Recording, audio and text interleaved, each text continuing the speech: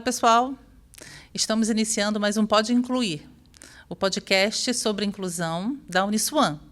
Esse podcast ele foi idealizado e é conduzido pelo Núcleo de Apoio Psicopedagógico da Uniswan e é produzido e dirigido por Uniswan Studios. E hoje nós estamos gravando na unidade Campo Grande. Hoje nós vamos falar sobre um tema muito importante para nós, deficiências ocultas. E para isso nós trouxemos uma convidada muito especial, a Yasmin, nossa aluna do curso de Direito. Meu nome é Yasmin, eu sou aluna de Direito, cursando na unidade de Campo Grande. Eu tenho 23 anos. Você está em que período? Eu estou no quarto período. Hoje a gente vai conversar sobre fibromialgia, né? É uma condição muito falada hoje em dia, felizmente, muito falada hoje em dia. E aí nós convidamos a Yasmin para falar sobre esse assunto, porque ela conhece esse assunto muito bem. Fala para a gente sobre a fibromialgia, Yasmin, e por que nós te convidamos para falar sobre isso. Bom, eu agradeço muito primeiramente pelo convite, me senti muito orgulhosa por fazer parte desse projeto. Eu acho que a fibromialgia é uma doença que recentemente as pessoas começaram a abordar sobre esse assunto. É um assunto muito importante que faz diferença na vida de quem convive, né? De quem convive com essa doença. Bom, basicamente todo mundo que conhece como uma dor crônica, né? Mas afeta, assim, todo o sistema nervoso da pessoa, então afeta o sono do paciente, afeta até as próprias emoções, tanto que a maior parte da porcentagem dos pacientes com fibromialgia acabam desenvolvendo ansiedade, depressão, porque acaba alterando também ali o humor, né? Eu tive diagnóstico com 20 anos, então desde essa época, assim, eu tô nessa luta, né? Porque conviver com isso é uma luta diária. E por que você decidiu, Yasmin, ir atrás desse diagnóstico? Quais foram os sinais que você começou a perceber para dizer assim, preciso buscar ajuda? Então, conversando com muitas pessoas que têm fibromialgia, eu percebi que, assim, todos nós, pacientes com esse diagnóstico, a gente, quando tem o diagnóstico, começa a justificar toda a nossa vida. Porque desde criança eu sempre senti muitas dores, mas essas dores eram meio que normalizadas, sabe? Então, assim, meu corpo sempre foi sensível para a dor, mas isso nunca foi estudado muito a fundo. Então, na minha primeira crise muito forte de dor... Dor? Que tipo de dor? Você consegue descrever? Sim. Cada paciente, cada crise é uma dor diferente. Uhum. Mas a minha primeira, que mais me doeu, assim, que me fez ir atrás dos médicos, foi uma dor que veio daqui até aqui. Entendeu? É como se puxasse daqui do ombro até o dedo, mais ou menos. Uhum. E foi durante uma madrugada, assim, eu estava tentando dormir, do nada me deu essa dor. Eu tinha passado realmente por um dia muito estressante, muito cansativo. Mas, assim, não tinha machucado o braço, entende? Essa é a grande questão da fibromialgia. Você não machuca, mas dói. Uhum.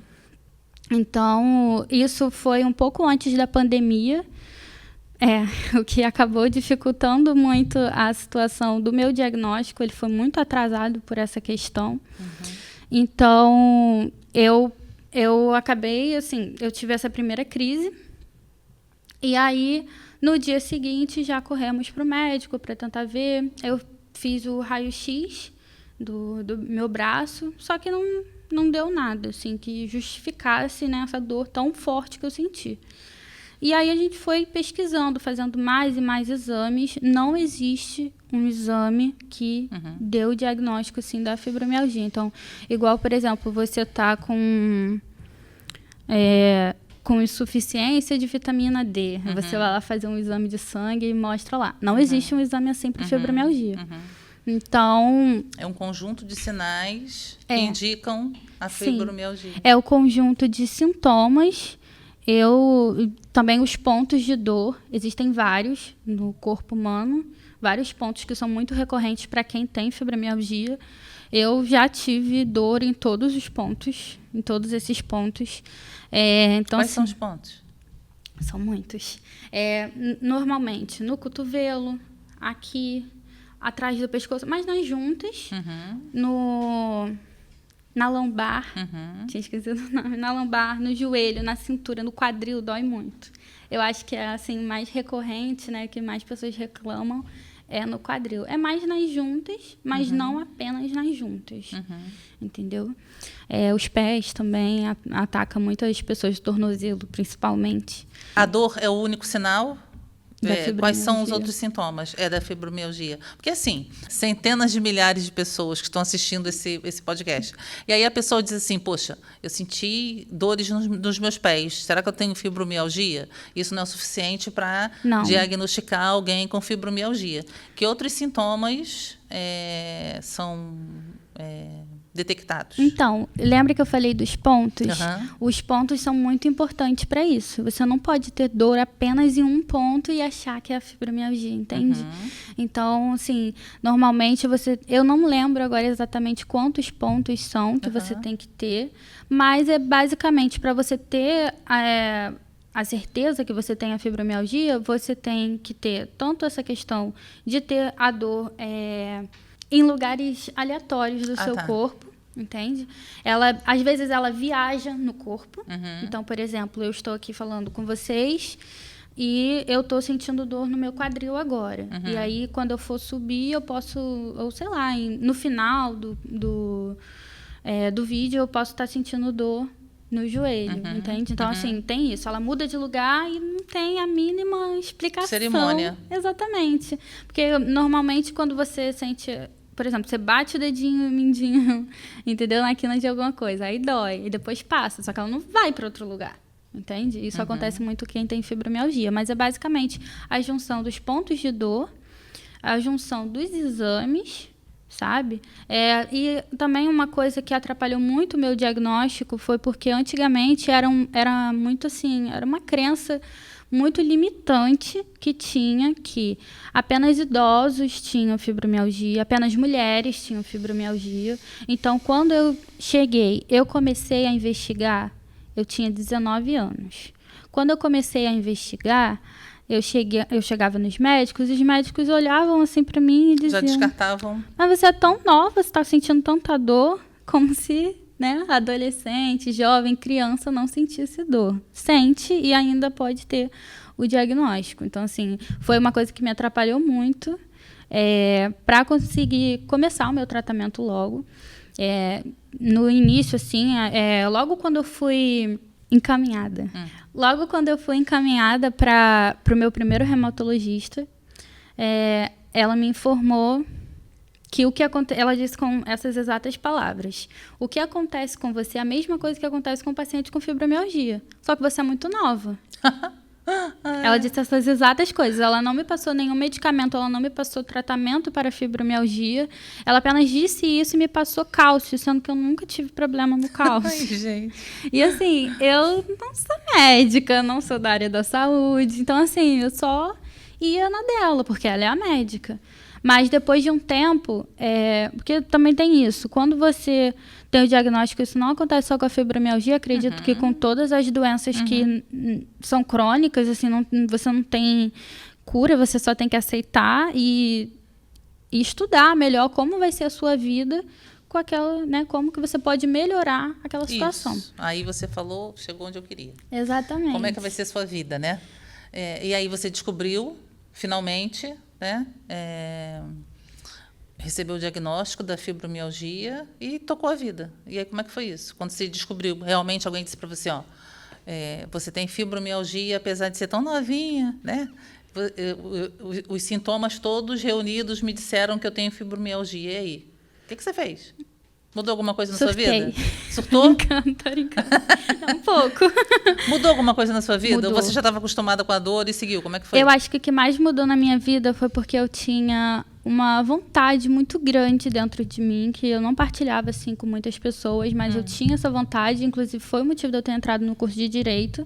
Eu queria muito ser delegada da Polícia Federal. Então, assim, era uma coisa que eu inspirava para mim mesma. E sabendo disso, eu sei que eu não posso mais, entende? Porque é uma doença muito complicada. Eu tive, inclusive, uma professora muito querida, que ela foi delegada e ela, depois, né, de muitos anos de trabalho, ela acabou adquirindo essa doença. E aí ela me falou que, assim, a própria roupa pesada, assim, o trabalho já é estressante, sabe? O trabalho já causa muito desgaste emocional, muito desgaste físico.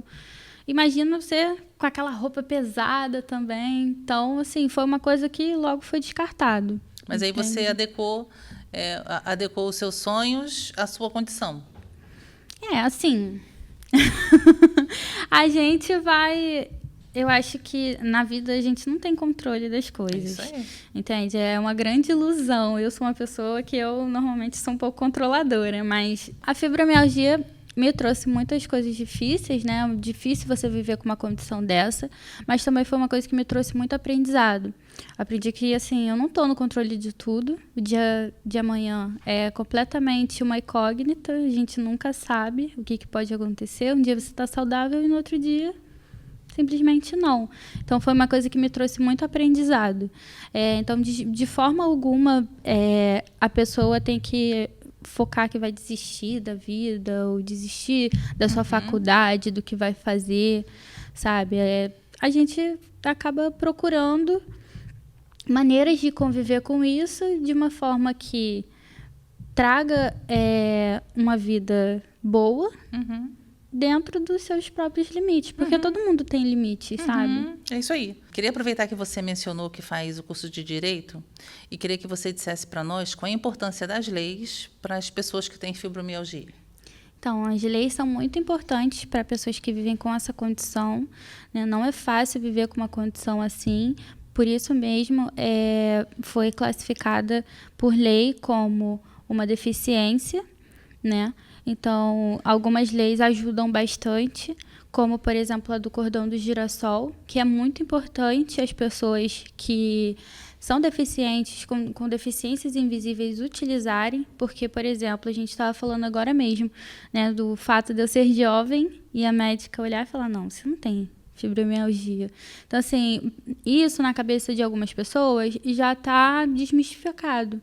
Mas para a maioria das pessoas, não. É só pessoas idosas, só mulheres que pode ter fibromialgia, mas não. Conheço, inclusive, homens que convivem, né, com essa condição. Então, não tem como você olhar para uma pessoa que tem fibromialgia e você dizer se ela tem fibromialgia ou não. É até irresponsável uma pessoa tentar fazer isso, sabe? Por preconceitos de idade ou de gênero. Isso é uma coisa que já foi desmistificada já pela ciência.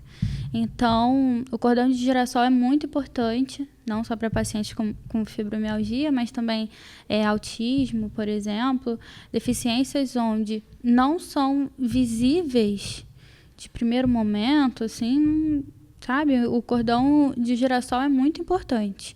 Mas aí também entra a questão da importância das leis, que, assim como é importante ter uma lei que assegure os direitos de uma pessoa, né, utilizando o cordão de girassol para ser identificada como uma pessoa que tem direitos ali preferenciais, seja em assentos de ônibus, em filas, né, em atendimentos, também é muito importante e válido que pessoas responsáveis por essa lei ou pessoas que tenham desse conhecimento, desse poder, tragam para a população o conhecimento dessa doença, o conhecimento desse direito, o conhecimento desse cordão.